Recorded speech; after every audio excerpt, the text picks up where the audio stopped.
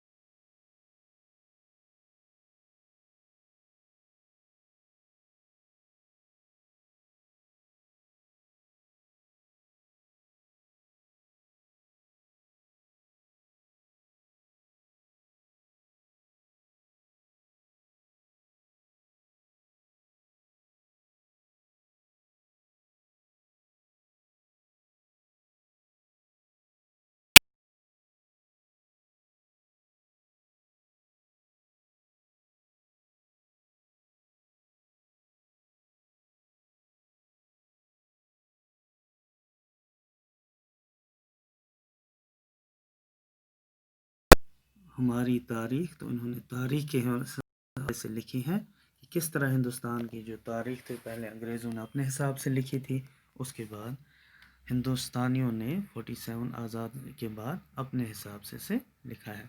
तो इस नज़म को आप दोबारा से पढ़ेंगे घरों में बैठ के, इसको ये ज़बानी याद करने की भी कोशिश करेंगे आप, और